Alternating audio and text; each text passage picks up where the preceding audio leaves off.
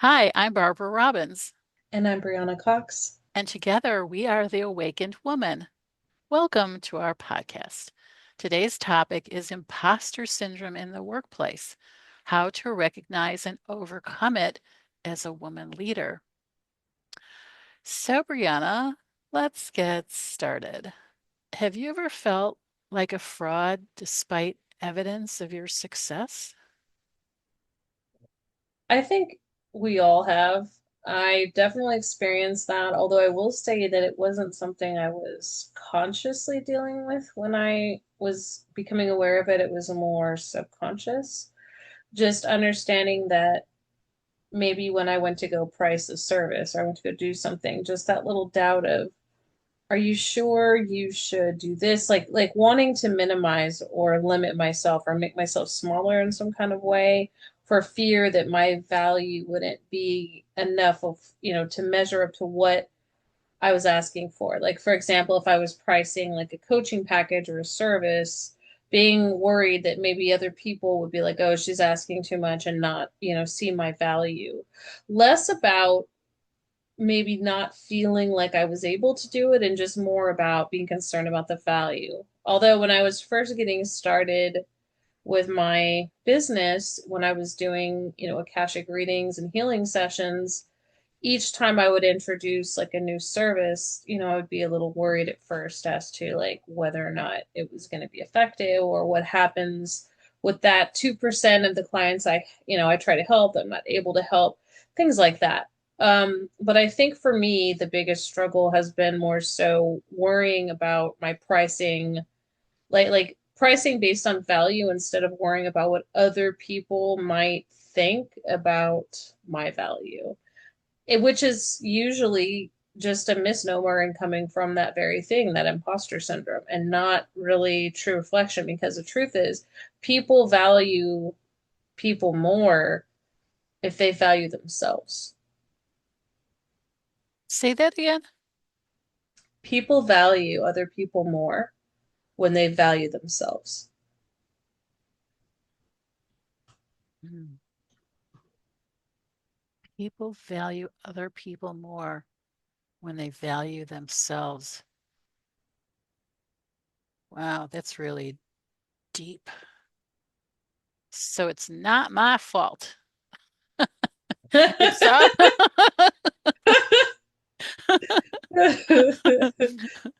because I know I am a high value person.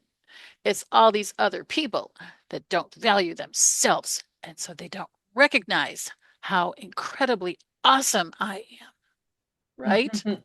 I feel like Is if people don't like themselves, they're gonna project a lot onto other people. I do think that's definitely true. Especially traits that they see in other people that remind them of their own shadow traits that they don't like about themselves. 100%.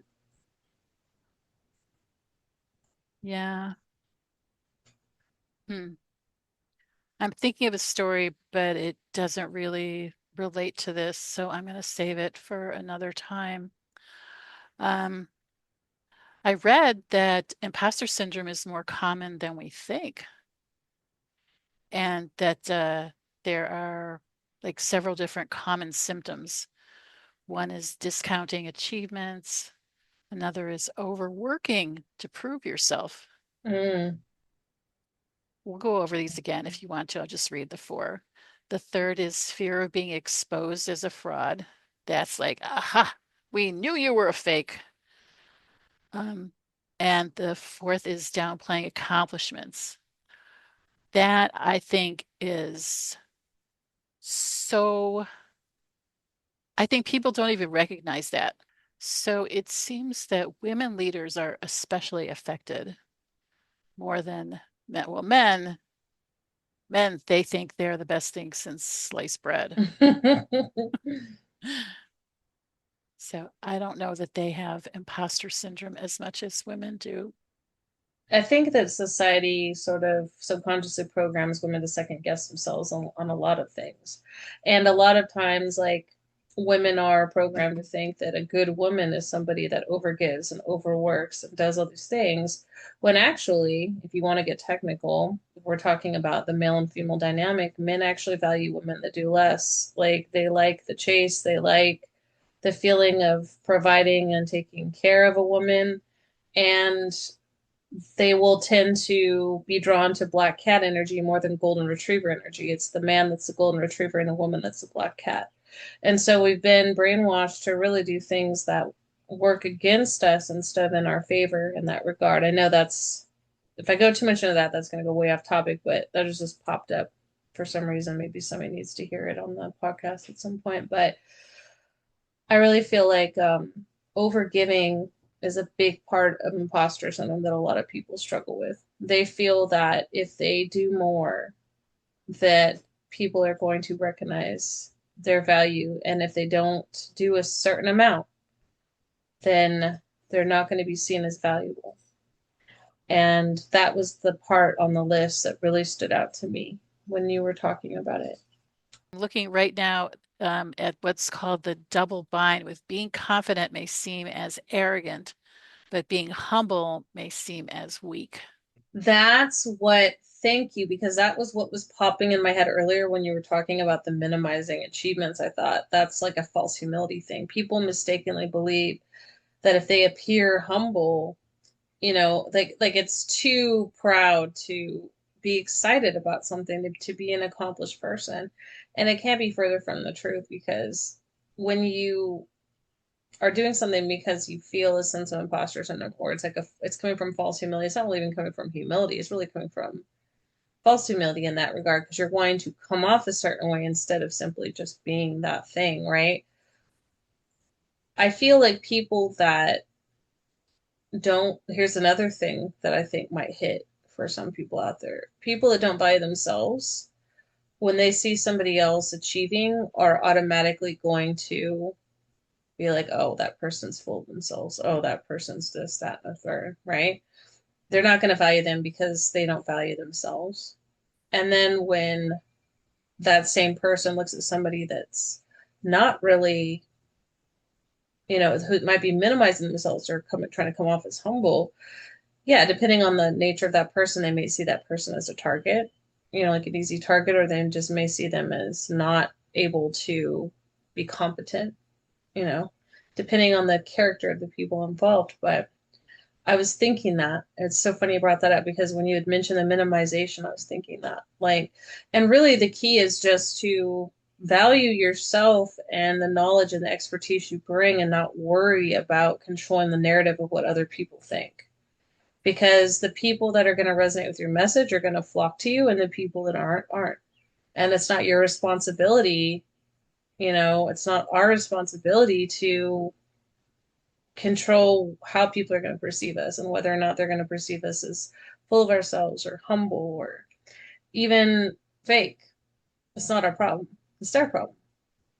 All we can do is do the best we can to bring, you know, the value of our expertise, and to study and to be the best version of ourselves in whatever we're putting out there to help others. That's all we can do. We can't control what people think about it. And I think that's why I really feel like the core solution imposter syndrome is really valuing yourself, being compassionate with yourself. Another thing is understanding that, like, it's okay if you're not exactly where you want to be right now, because maybe there's somebody out there that's exactly where you were, and where you're at is still helping them. Like the knowledge that you've given is still helping them. Even if you feel like you should be further along, maybe you're still further along than that client that really needs your help. I'm really glad you said that, because one of the things that I was thinking about while you were talking, you were talking about how other people see us, and I was thinking, and then there's the how we see ourselves in light of other people, and and doubt ourselves because we have the same skills and abilities as this, and this person.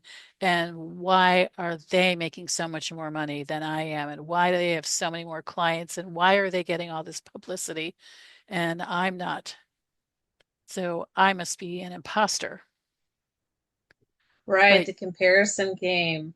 It reminds mhm, me of a story I heard one time where there was a little girl that was just swinging on the swing and she wasn't getting it very good. And somebody had went up and said something to her along the lines of, you know, do you feel, bad like that you're not, because I think she's a little older, maybe not as coordinator, that you're not swinging as good as the other kids, and she said, I'm not in competition with anybody but myself. So, in other words, like we're all on individual journeys and there's nobody we're competing with. That's an illusion. We're just doing what we're here to do and we're exactly where we're supposed to be as long as we're in alignment. And there's no one we're competing against. And so the comparison game is part of the rat race. It's part of that hustle paradigm that's really an archaic, outdated paradigm that's falling away. And I feel like part of that is the more that we value ourselves and what we bring to the table instead of comparing it to what other people have and bring to the table, then the more easily it will be to let go of imposter syndrome. Because I feel like a big part of it is comparison. But we also don't know what that person is dealing with behind the scenes. We don't know what they went through to get to where they're at, even if they have a story as part of, their whole thing of how they get there. We don't really know. We don't know how their upbringing was compared to ours. We don't know their choices compared to ours. So their life is totally different. Their calling could be totally different just because they're in a similar field and they appear to be more successful. We don't know the full story. We don't know how long they've been working at it. So things like that are just things to consider. And that's a lot of times what's helped me. When I go on Facebook, for example, and I see like that somebody has more followers and maybe they get more likes, like I'll say to myself, good for them, that's great. And if I get any of that feeling come up, I'll be like, well, just because they're getting follows and likes doesn't mean they're getting bookings. I had a friend that was a very potent, healer and shaman, and he had a lot of followers, and very few of those followers actually translated to real clients. So just to mhm. show that, like, we never know, or someone could be a coach and they could have this really nice banner and this really nice picture and they could seem to have a lot of professional stuff to say and be marketing all the time and have zero clients.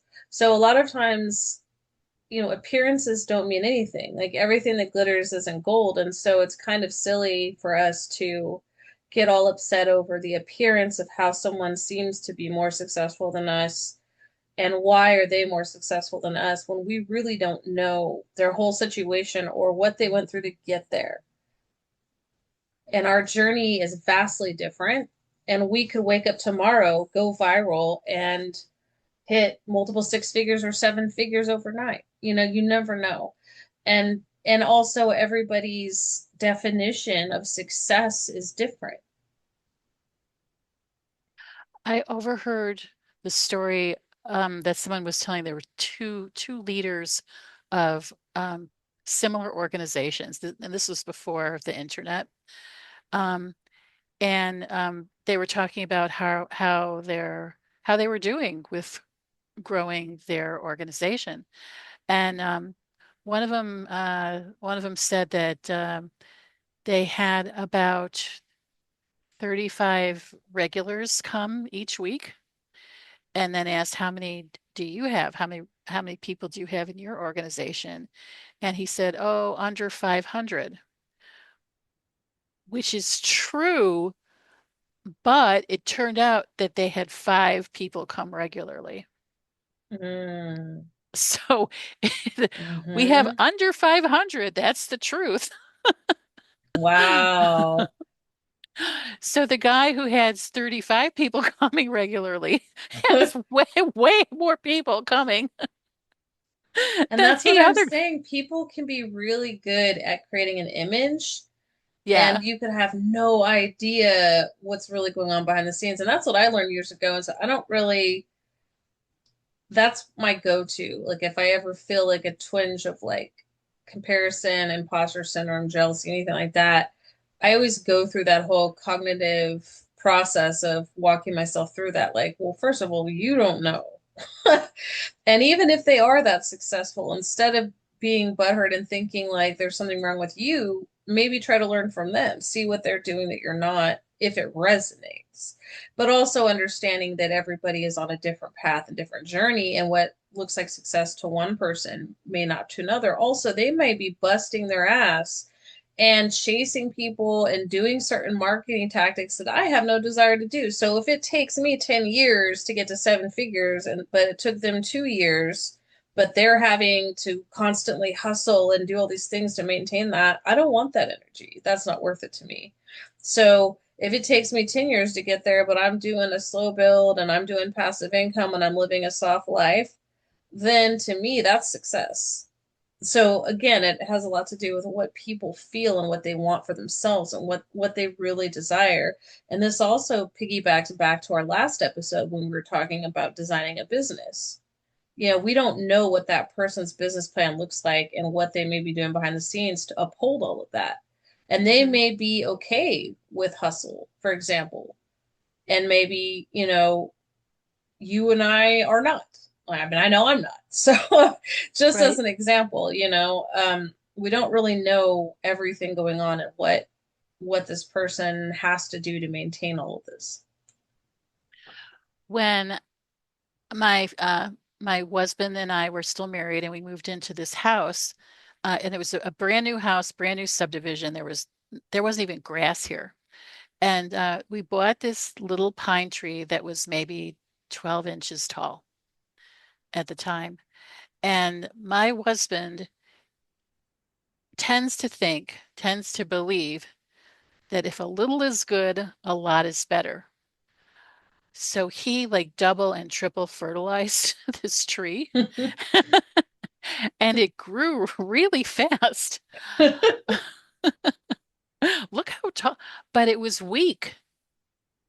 The Mm. trees that grow slowly, they're like a harder wood and they've got more substance to it. These are like the way he was fertilizing it, it was like an air tree.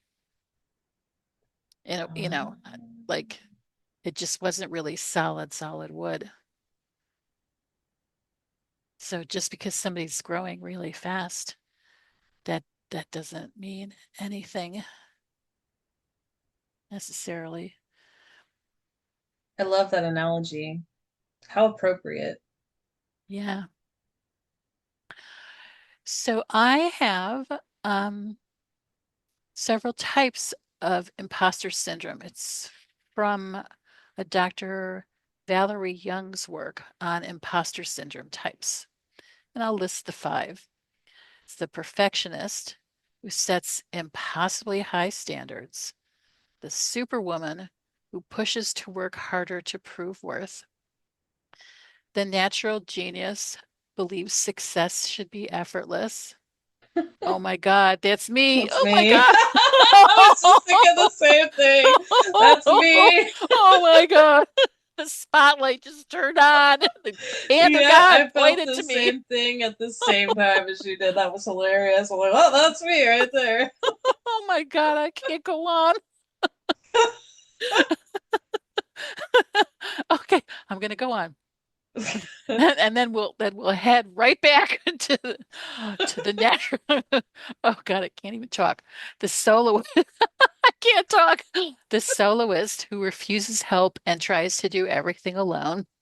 That And used to the be me. expert never feels ready enough or qualified enough.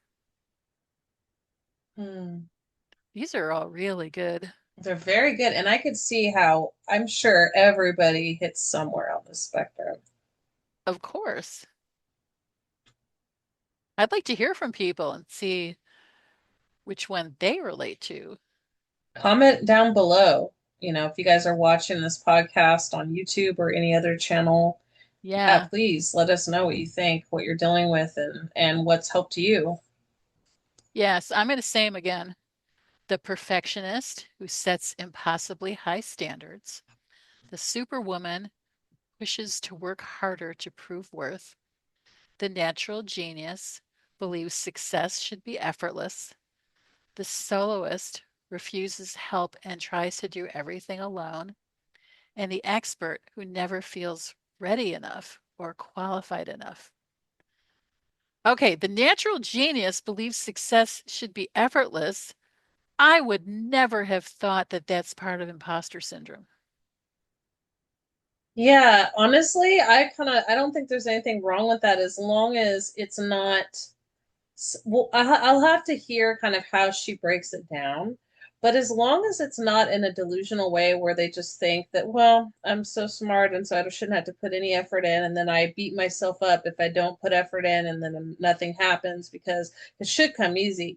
Like if it's that energy of if it doesn't come easy, I'm not gonna try, and then I feel like I failed, then that I understand as imposter syndrome.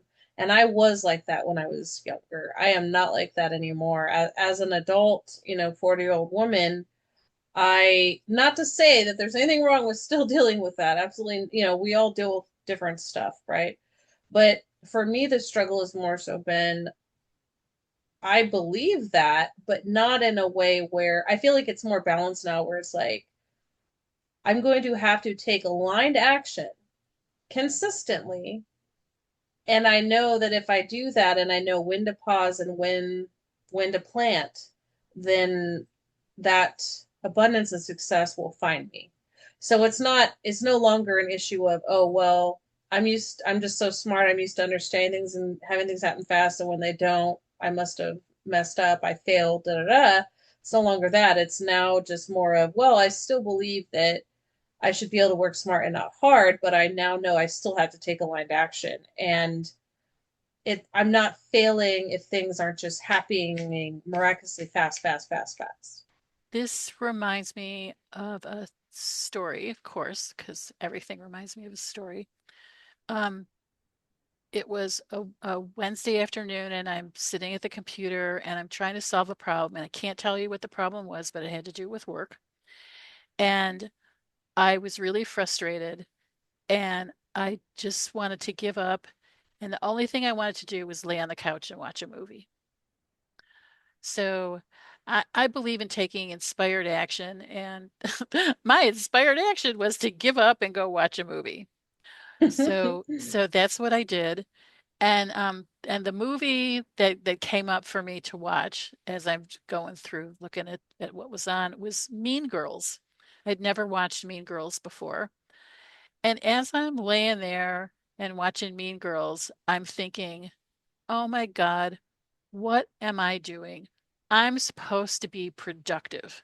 This is a Wednesday afternoon. I'm supposed to be working, and all I'm doing is sitting here and watching this stupid high school movie. But then I was like, but wait, this is what, I go with the flow. And Hmm. the flow was saying, you need a little break, watch this movie. So like, okay, Yes. fine, I'll watch the movie because I can't think of anything else to do right now.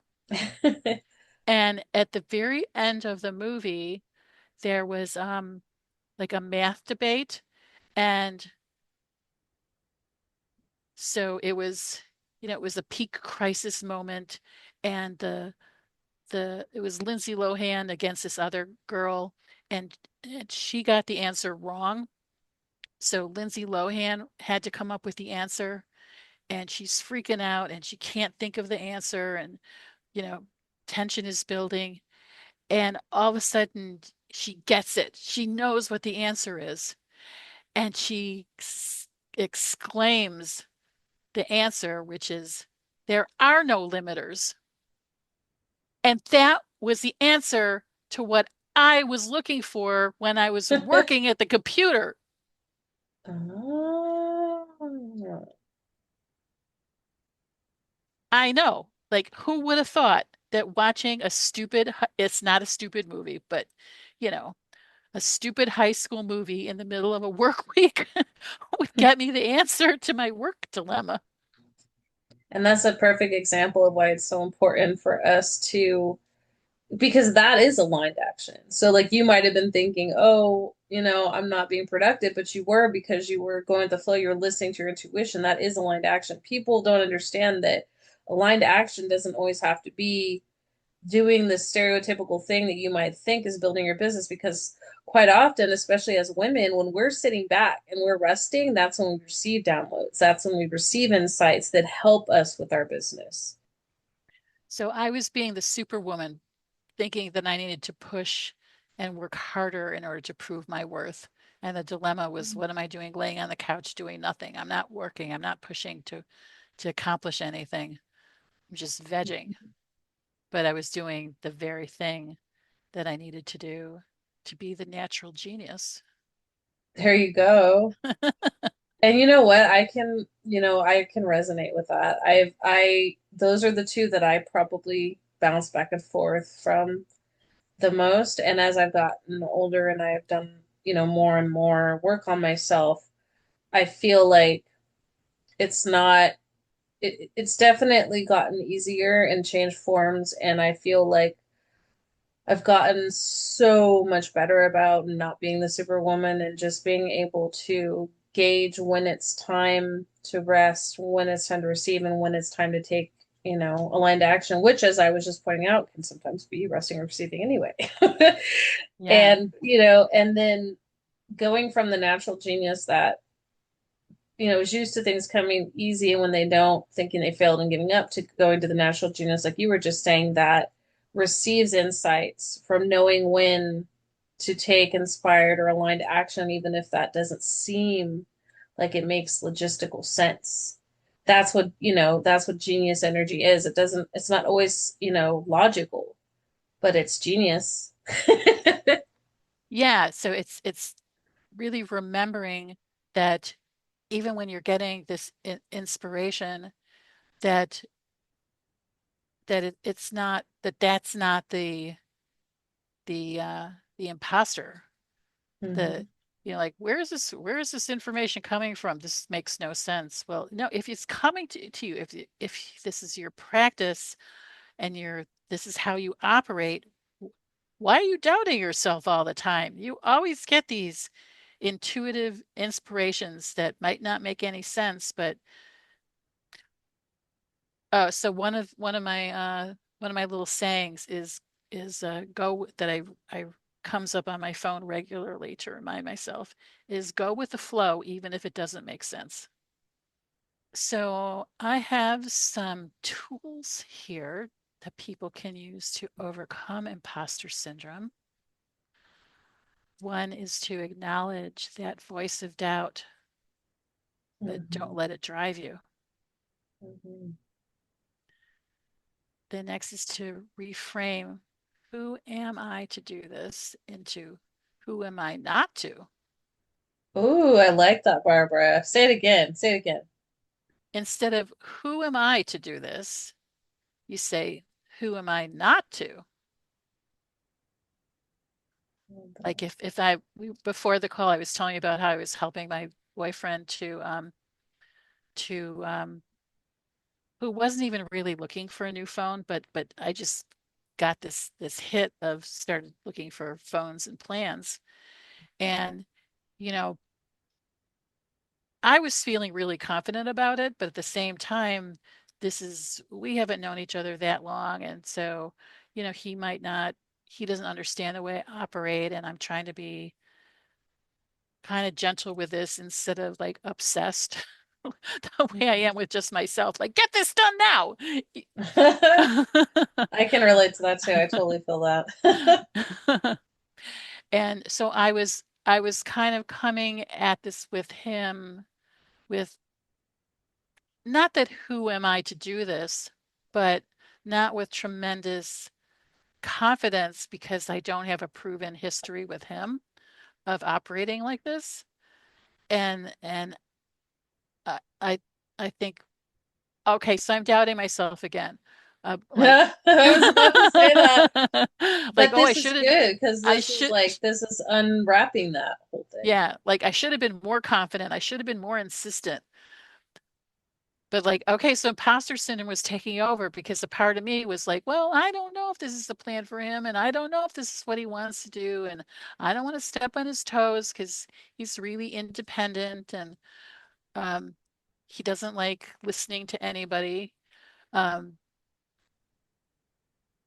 But the deal is, who am I not to give this information when, Yeah, because at the end of the day, it's up to him what he does with it. But as long as that you're honoring your truth and honoring your, because that's you going with the flow, listening to your intuition, and you're yeah, honoring that and doing that. And then you don't know. I mean, like you said, he could have just went and bought the phone and you may not know it yet. And he could, your next conversation with him could be him going, "Thank you so much for sharing that information. I'm glad I went and checked it out." And then even if he didn't, at least you know you did everything you could do to put it out there. And at the end of the day, it's on him anyway. yeah. I think in general, I'm feeling pretty good about it in general. Maybe these thoughts of lack of confidence is coming up just because we're having this conversation right now. And this could be what a lot of people might be, a lot of women might be going through when they're trying to um, give some important information to their partners. Hmm. What is the best way for a woman to communicate with a man? We tend to do things based on how we want to be portrayed and how we want to be treated. We do things that we would like them to do for us. But the truth is that when we do that, he just thinks that he's like, she's not doing this because she loves me and she would love this to be done to her. It's not like I treat you this way because that's how I want to be treated, which is how women usually are. He thinks she's doing this for me because I'm just so fucking amazing. So, like in communicating, if we communicate and we ask for things and frame things in a way that makes him feel like the expert or like he is so, like when he does these things for us, he is so valued. Like, I really would love your help with this or your opinion on this because I know this, that, and the third. Or it would help me out so much if you were to do this little thing for me because I'm really feeling like this. Or I really love when you do this and I love when you do that. And then the more appreciated they feel, the more they want to do. And like but if we try to do things like if we're constantly nagging or if we're constantly talking about, what they're not doing, then they'll respond by withdrawal Yeah. and they won't do what we're wanting them to do. But if we pull back our energy, if we say, "Oh, I really love it when you do this," and we pull back our energy, they'll usually show up, and if they don't, it doesn't matter because we're detached from the outcome. I know, like, that's just a sidebar because, the episode is all about, Right. That would be but, really you interesting know, to talk about when dealing with men in the workplace. oh, yeah. And when, Oh, yeah, you're right. yeah. Oh, yeah. Oh, yeah. Which we don't have to deal with because we are Right. solopreneur. Right. There are two more tools to overcome imposter syndrome that are mindset shifts. So you want to separate feelings from facts. Oh, that's where I need to go sit by myself for a few days and figure out this upsetness that I'm feeling. Is this just me or is this a real thing that's a problem that needs to be resolved between two people? And then the last one is give yourself credit. Literally list out your wins and strengths. Oh, I love that. So here's some more tips um, with leading with confidence and authenticity. Owning your gifts, because confidence doesn't mean you never doubt, it means you lead anyway. I want to say that again.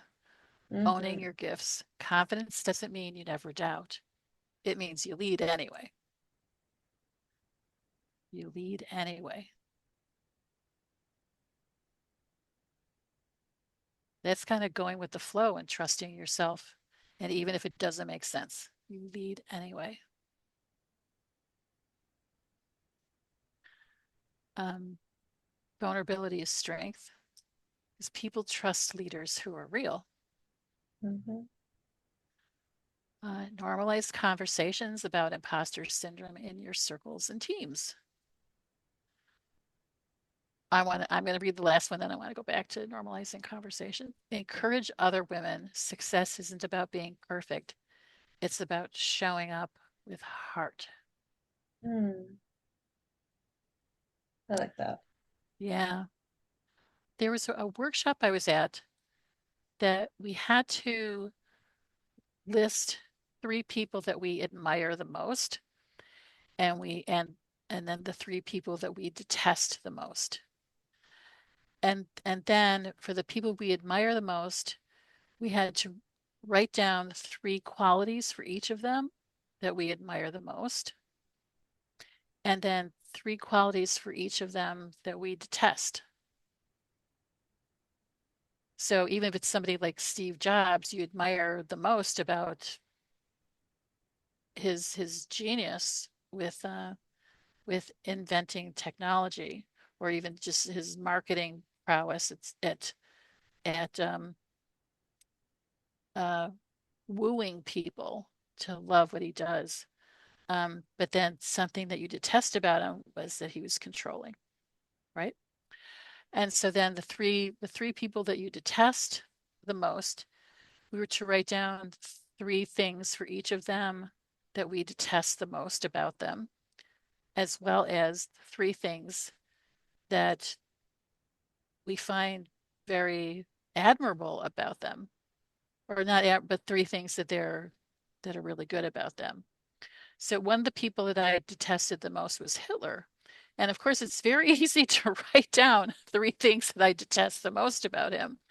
But then when I Right. found out that I had to write down three things that he was really good at, it's like, are you kidding? But he was really good at um, at getting a crowd together to follow him. I can't remember what Yeah. the other ones were, but they're actually three things.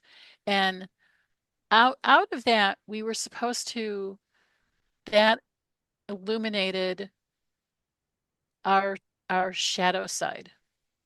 Um, Absolutely. That's why I'm a huge advocate of shadow work and shamanistic healing because when we can transmute our pain into power, we become more conscious of all the areas of ourself and therefore more whole. so um, so I found the list, and out of these, we were supposed to pull out of there the three things that are us.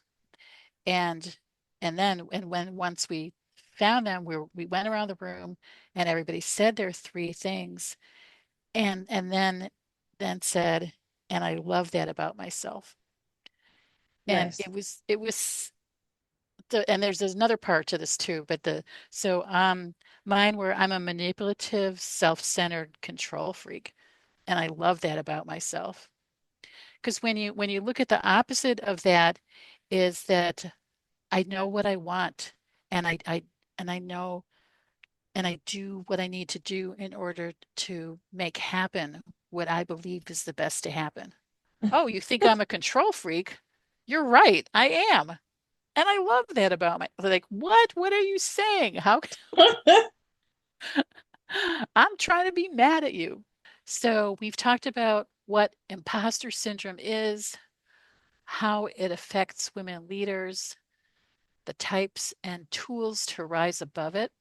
And we've invited the audience to share what they resonated with in what we were talking about. And next time, we're going to be talking about the power of authentic leadership. By being real, builds stronger Ooh. teams and impact.